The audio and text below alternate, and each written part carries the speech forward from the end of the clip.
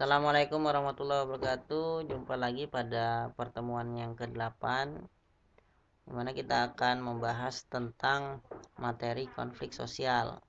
Adapun tujuan pembelajaran kita saat ini adalah siswa diharapkan mampu untuk mengidentifikasi konflik-konflik sosial.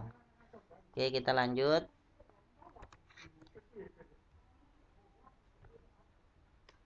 Konflik sosial, ya. Jadi konflik sosial ini biasa terjadi dalam masyarakat yang ada di Indonesia, ya. Jadi masyarakat Indonesia itu masyarakat yang majemuk, di mana terdapat suku, ras, dan perbedaan-perbedaan budaya. Hal ini yang menyebabkan banyaknya konflik yang terjadi di masyarakat Indonesia. Kita langsung saja pengertian konflik. Konflik berasal dari bahasa Latin yaitu configure, yaitu saling memukul. Sedangkan secara sosiologis dapat diartikan sebagai proses sosial di mana terdapat gejala untuk menyingkirkan pihak lain dengan jalan menghancurkan, ya. Jadi diartikan sebagai proses untuk menyingkirkan pihak lain. Itu clue atau kata kuncinya. Kemudian yang kedua selanjutnya adalah beberapa pendapat tentang pengertian konflik. Ya, di situ bisa kalian baca sendiri.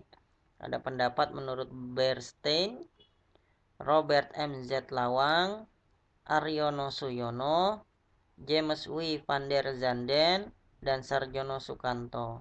Nanti bisa dilihat pengertian dari masing-masing para ahli tadi yang ada di LKS kalian di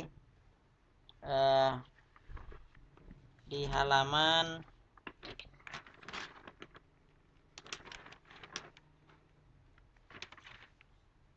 100, ya. Kalian baca sendiri nanti di halaman 100. Jadi kita lanjut saja.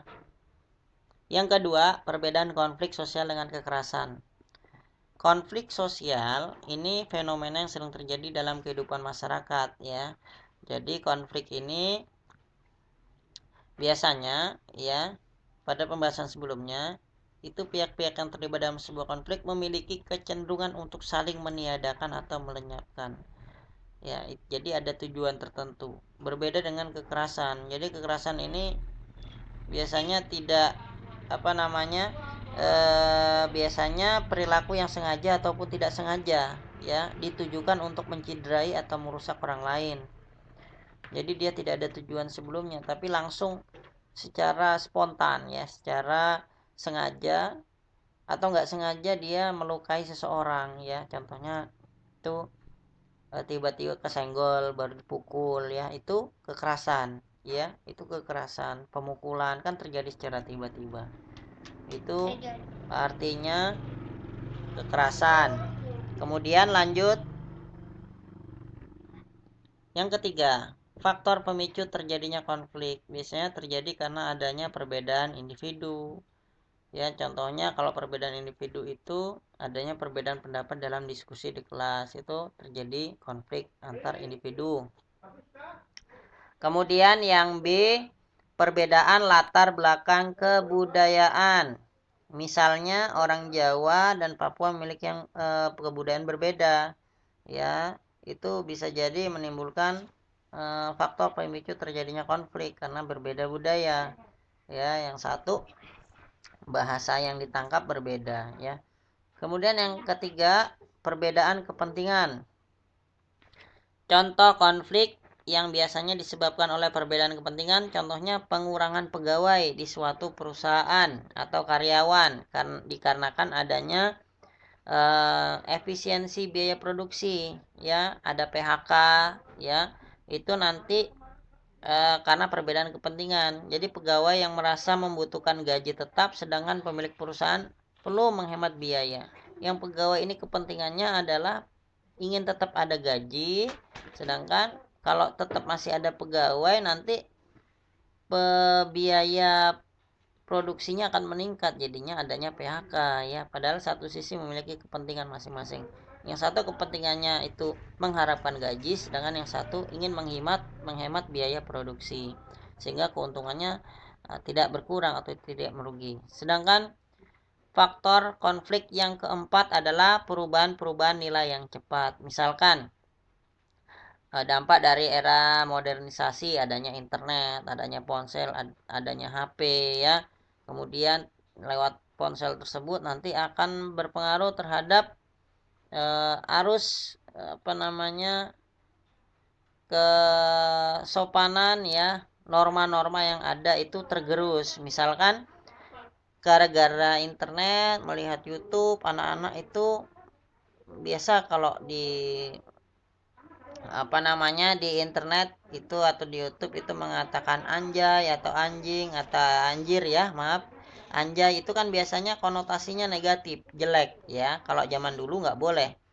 Ya, dilarang mengata-ngatain seseorang dengan kata-kata jelek, tapi sekarang diplesetkan. Itu pengaruh dari budaya luar yang masuk ke Indonesia karena internet ya. Itu. Jadi sebenarnya kalau dulu nggak boleh, sekarang seakan-akan itu dibiasakan, bahkan anak-anak biasa mendengar itu padahal tidak tahu artinya. Itu perubahan nilai yang cepat ya, dampak negatifnya seperti itu. Itu faktor perubahan nilai cepat karena adanya globalisasi. Kemudian yang keempat, proses munculnya konflik. Ya, menurut Robin tahun 96, proses munculnya konflik terdiri dari 5 tahap, yaitu oposisi, kognisi, maksud, perilaku, dan hasil. Ya, ini ada proses. Kalau ditanya ada berapa proses, ada 5 ya. Proses yang pertama adalah oposisi, menciptakan kesempatan untuk munculnya konflik. Yang kelima kognisi dan personalisasi yang B. Kemudian yang C, adanya maksud ya, perilaku dan hasil. Kemudian kita lanjut yang kelima, jenis-jenis konflik sosial ya. Ini konflik sosial ini ada 5 jenis, ada beberapa jenis, bukan 5 jenis ya. Kalau di sini ada 6 ya. Konflik pribadi biasanya terjadi antar orang per orang. Konflik rasial biasanya karena ada ras tertentu, misalkan ada ras kulit putih dan ras kulit hitam. Kalau zaman dulu antara ras kulit hitam dan kulit putih di Amerika itu terjadi perbedaan ya. Mereka mengunggulkan ras kulit putih, akhirnya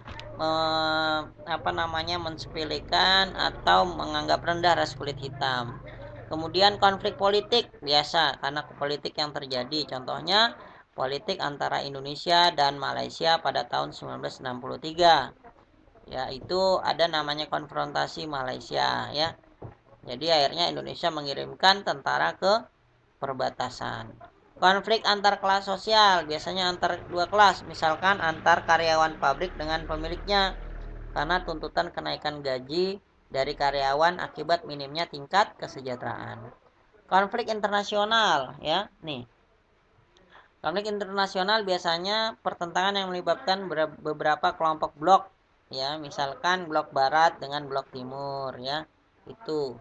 Kemudian konflik antar kelompok, misalnya nih, hubungan antara golongan mayoritas dengan minoritas ya. Koalisi golongan minoritas mungkin dalam bentuk sikap menerima, agresif, dan menghindari ya. Jadi ini antar kelompok. Kemudian dampak konflik sosial, ada dampak positif dan dampak negatif ya. Salah satunya saja bisa kalian baca nanti di buku. Dampak negatif itu contohnya meningkatkan solidaritas antar kelompok. Jadi dia karena adanya konflik dia saling berkubu-kubu, berkelompok ya, akhirnya saling menguatkan. Kemudian konflik dapat memperjelas aspek kehidupan yang belum jelas tuntas atau belum tuntas ditelaah dan lain sebagainya. Sedangkan dampak negatifnya ini salah satunya adalah keretakan hubungan antar individu. Jelas ya, gara-gara ada konflik akhirnya dia nggak mau silaturahmi, nggak mau bersalaman ya. Kalau ketemu saling menjauh ya. Yang terakhir ya, timbulnya anarkisme. Jelas ya, anarkis akhirnya bertindak anarkis, akhirnya dirusak ya. Misalkan kalau bertemu ya, rumahnya dirusak atau lain sebagainya. Yaitu dampak dari konflik sosial. Bagaimana cara mengatasi konflik sosial? Yang ketujuh, ada konsiliasi, yaitu contohnya penyelesaian dengan tentang masalah upah ya, kesejahteraan buruh ya, biasanya diselesaikan dengan lembaga ya melalui Kementerian Ketenagakerjaan. Kemudian yang B, mediasi adalah upaya penyelesaian pihak ketiga, ya, tetapi tidak boleh diberikan keputusan yang mengikat. Contohnya penyelesaian sengketa antara pemerintah Indonesia dengan Gerakan Aceh Merdeka. Rekonsiliasi, ya, usaha untuk menemukan keinginan pihak yang berselisih guna mendapatkan persetujuan bersama. Contohnya dalam penyelesaian konfrontasi antara Indonesia dengan Malaysia mengenai keputusan Kepulauan Sipadan dan Ligitan. Kemudian yang keempat, toleransi, ya. Apabila konflik tersebut bersifat sederhana dengan inti permasalahan yang lunak, maka penyelesaian konflik dapat dilakukan dengan jalan toleransi. Ya, apabila konflik bersifat sederhana, ya, dengan inti permasalahan yang bersifat lunak, maka diselesaikan dengan jalan toleransi. Apa itu toleransi? Apa itu toleransi? Toleransi adalah suatu sikap di mana kedua belah pihak mempertahankan pendiriannya masing-masing tetapi berusaha menghormati. Contohnya, toleransi umat beragama, ya. Jadi antara agama Islam dengan agama non-muslim itu saling hormat menghormati, ya. Silakan menjalankan kebebasan beragama selama tidak mengganggu, ya. Artinya masing-masing tetap menjalankan, saling menghormati. Kemudian stalemate adalah suatu keadaan di mana pihak-pihak yang bertentangan memiliki kekuatan yang seimbang namun berhenti pada satu titik tertentu dalam melakukan pertentangannya karena kedua belah pihak sudah tidak mungkin lagi maju atau mundur. Contohnya perlombaan senjata antara Amerika Serikat dengan Uni Soviet pada masa Perang Dingin.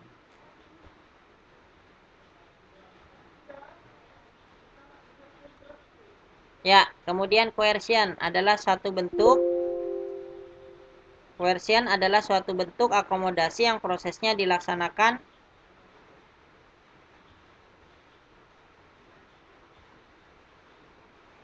ya, Bapak cancel sebentar. Ya, coercion adalah satu bentuk akomodasi yang prosesnya dilaksanakan oleh suatu paksaan. Contohnya penggusuran pemukiman kumuh di bantaran sungai, ya. Itu biasanya dilakukan oleh pamung praja, itu coercion. Kompromis atau kompromi merupakan salah satu bentuk akomodasi di mana pihak yang terlibat masing-masing mengurangi tuntutannya. Contohnya kesepakatan antara para demonstran dengan polisi sehingga saling menjaga ketertiban. Arbitrasi adalah upaya menyelesaikan konflik dengan menggunakan orang ketiga, ya, yang memberi keputusan dan diterima serta ditaati kedua belah pihak. Contohnya penyelesaian masalah perselisihan antar warga masyarakat oleh ketua rukun tetangga atau rukun warga. Jika tidak dapat terselesaikan, ya diserahkan kepada pihak kepolisian, ya. Akhirnya damai. Kemudian adjudifikasi. Adjudikasi adalah penyelesaian perkara atau sengketa di pengadilan tetapi prosesnya diperlukan pihak-pihak terkait yang mempunyai kepentingan pada tingkat nasional maupun internasional. Contohnya adjudikasi yaitu sengketa tanah warisan yang tidak dapat diselesaikan secara kekeluargaan, kemudian diputuskan melalui pengadilan. Ya, ini adalah